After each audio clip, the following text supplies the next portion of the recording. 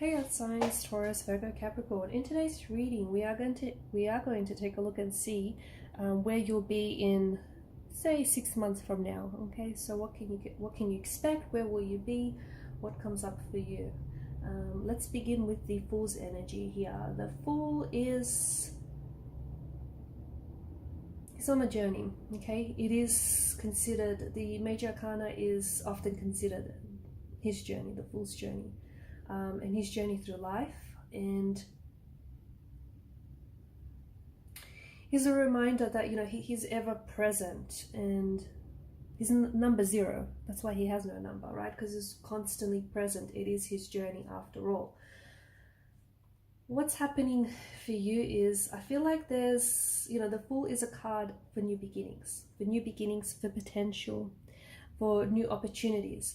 And I feel like, just like the young man in the picture here, you are on the outset of a new journey. You are on the outset of a new beginning, okay? And I feel like, he stands here on the edge of a cliff and he's about to take his first step, but it's into the unknown. And for a lot of you, okay, because you've also got the moon that's shown up here, there's this energy that's kind of woven into the reading here, and it's this energy of fear. It's scared of pushing yourself outside of your comfort zone, scared of doing something different, doing something differently.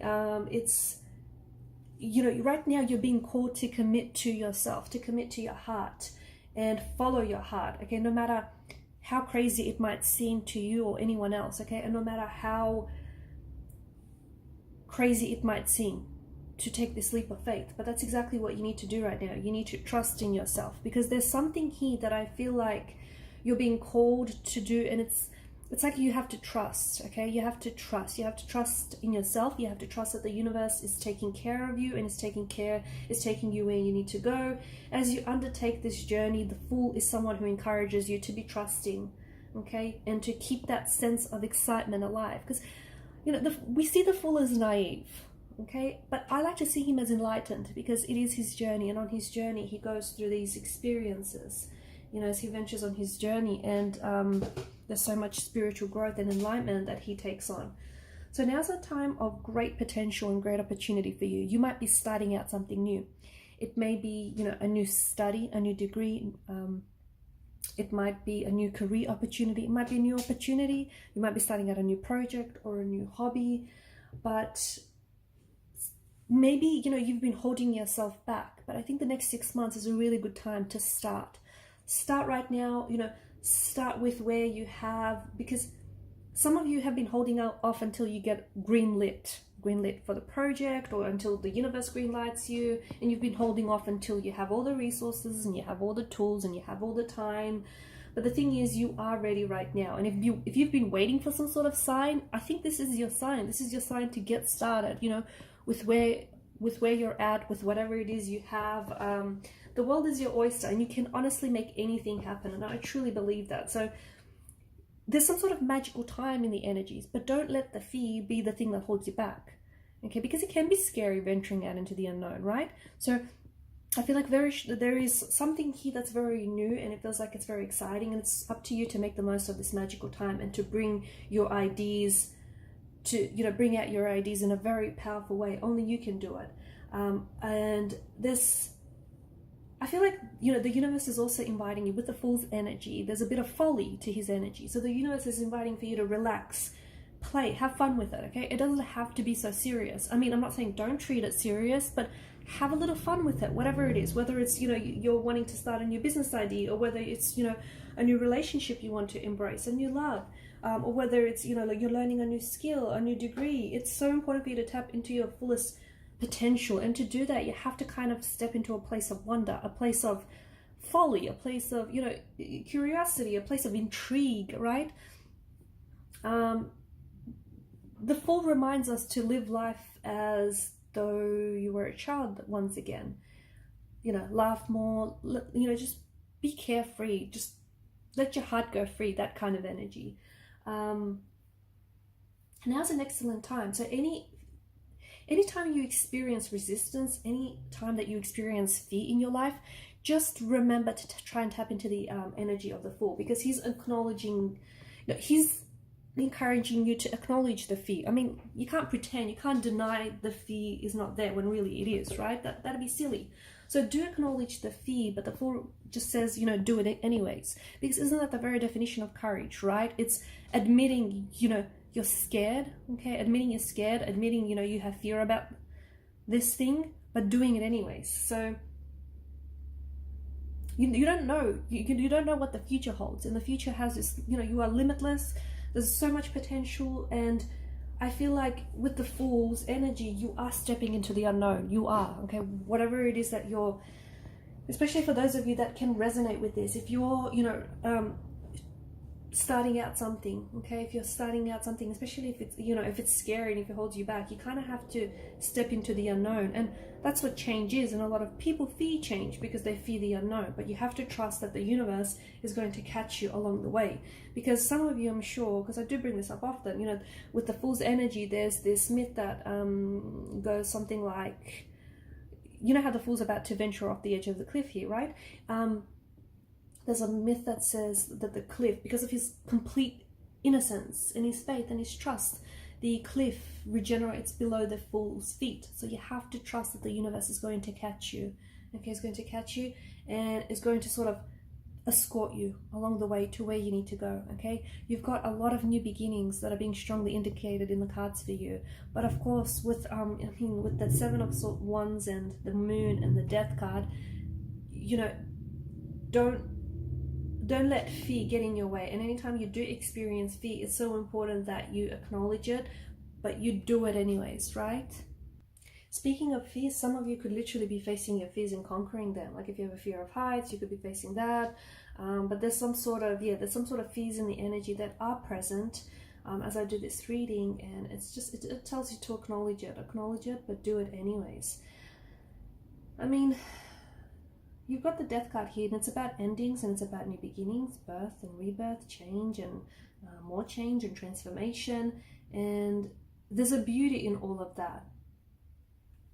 Okay, I feel like you're going through a lot of changes, and you will be going through a lot of changes, or maybe you have and you will continue to do so. And I think there's this personal transformation that's taking place in your energies, and it's some very powerful and big stuff. But Seven of Wands with the Moon card tells me that there may be a resistance in your energies, a resistance to change. Remember how we spoke about, you know, change could be scary because it is stepping into the unknown. It's not knowing what comes next. It's having to change things that you're familiar with. But as a result, you don't know, you know, what life has for you. You might let go of something good only to get something better in return. So I feel like there's something here with this, the ending of a major phase in your life, and whether it's you know, transforming yourself, transforming your ways, but there could be the ending of a major phase or aspect in your life which you've outgrown, or just, you know, no longer serves you, no longer works for you. And the ending of this phase opens you up to the possibility of something new, something a lot more in alignment, something that is so much more valuable and beneficial to you. And, you know, for one door to open, another must close, right? And for some of you, I think you need to put the past behind you, and you might have to part ways in order to embrace new doors opening, new beginnings and new possibilities. So it might be difficult to let go of something, especially something from the past, because that's familiar, that's certain, that's predictable, that's comforting, true. But, you know, once you let go of that, you'll soon see the importance of, you know, whatever it is that comes and replaces that, because this is the promise of transformation. This is the promise of arrival. Okay, so you know, you have to get creative. You do, and you have to allow for new, positive and constructive patterns to emerge here. Speaking of doors, there is something that's opening to a much more satisfying experience in your life. Okay, there's Eight of Wands. This is something that's exciting, exhilarating, fast-paced. Some of you might be doing a lot of traveling. You've got the Fool and you've got the Eight of Wands. The Fool is a nomadic journey. His nomadic energy. He's constantly on this journey and he doesn't sit still. So there's something here that I feel like maybe this massive change is going to bring in unexpected opportunities, unexpected surprises that are going to create positive changes and advantages for you, but you have to be willing to embrace them. Okay, if you refuse this change, if you refuse, I feel like you're going to you know, life is going to stagnate and you're going to be stuck in limbo. If you resist it, if you're reluctant to let go, or if you don't know how to make the change that you need, it might interfere with new opportunities and new doors that are opening for you. There is also abundance indicated in the cards for you. You've got the Ten of Swords, not the Ten of Swords, the Ten of Pentacles. And this is being, you know, very comfortable. And this is being very secure here with where you are. The Ten of Wands, the Ten of Pentacles is a card that is, it's kind of overflowing with material success. I want to say that's where you're going to be at, or you might potentially start an idea that will ensure, you know, it's going to be successful, it's going to be profitable, it's going to be lucrative.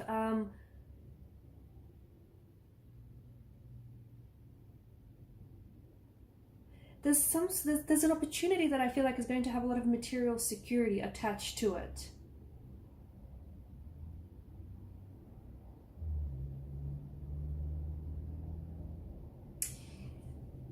There's an opportunity that you might be starting out, or you might open up the doors to this opportunity that I feel like are really going to be the foundation. The foundation of the situation is going to be like comfort, material comfort, stability, security, wealth. Okay.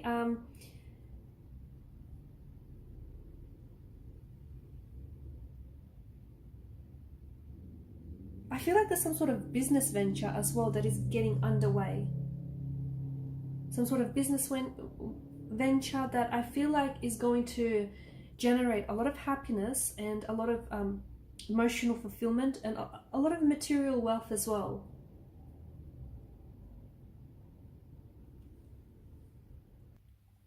A smart investment or the result of a successful career path or career choice. I'm also seeing long-term relationships in the card for you. Okay, so long-term relationships here are showing up.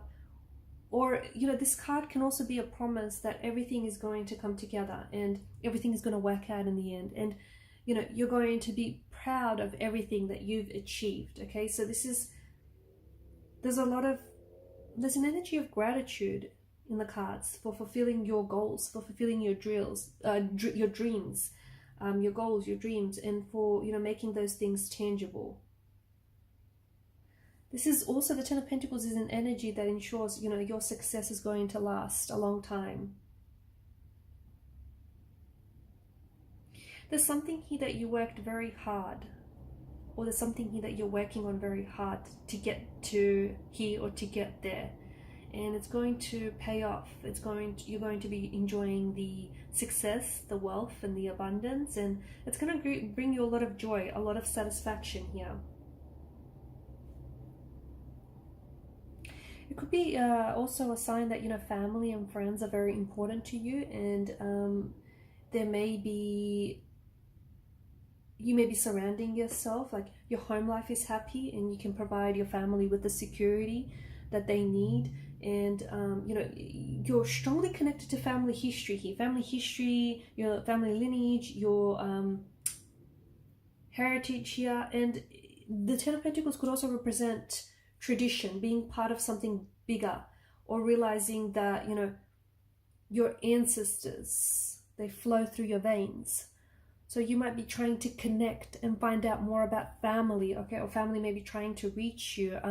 You might take on, I don't know, it's you're connecting to your family history, your heritage, your family lineage. That's interesting. You might be trying to make a project, okay, that somehow involves, okay, it may be like you might be trying to write a piece that's based on true events, based on, you know, a family member's life story, because there's something in here that, and it feels you're very strongly connected to this. It resonates very strongly with some of your energies here.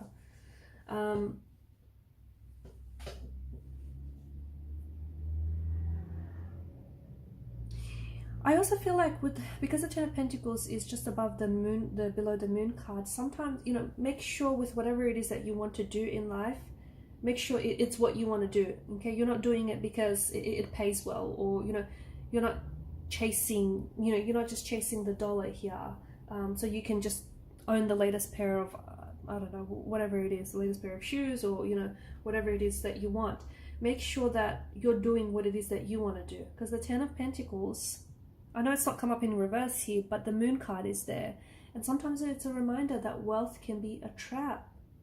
You know, sometimes when you surround yourself with more expensive and fancy, schmancy things, you start, you know, greed kicks in and you start wanting more and more of it, never truly feeling satisfied in the end, okay? So sometimes it's a reminder that less can be more, okay, and that wealth can be a trap. So make sure what you want is something that is of true value to you. All right, guys, and these are your messages. Thanks for watching and listening. Please show your support to the channel by liking, sharing, and subscribing. Bye.